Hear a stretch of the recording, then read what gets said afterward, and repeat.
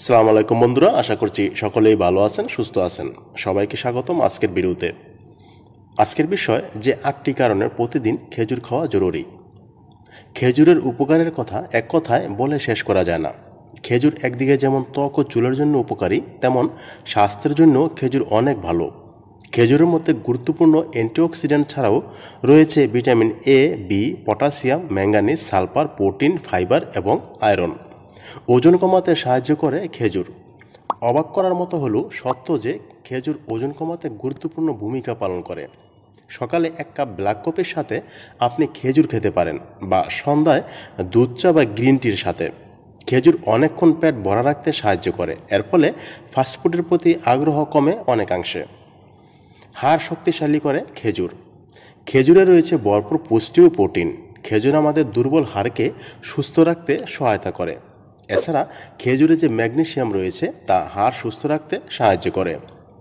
চিনির প্রতি ক্রেভিং কমায়। খেজুরে যে চিনি রয়েছে এটা প্রাকৃতিক। শীতকালেই এমনিতেই চিনি খাওয়ার প্রবণতা বাড়ে।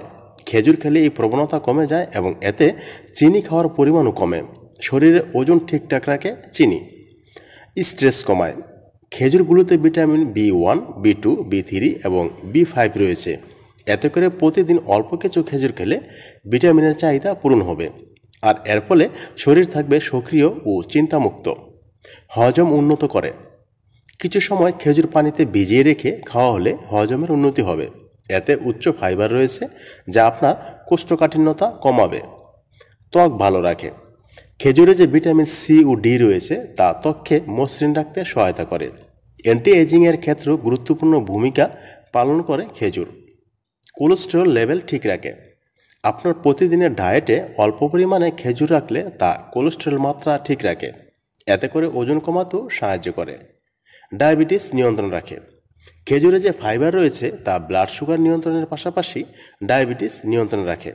এক্ষেত্রে খেজুরের সাথে টক দই মিশিয়ে খেলে অনেক বেশি উপকার পাওয়া যায়।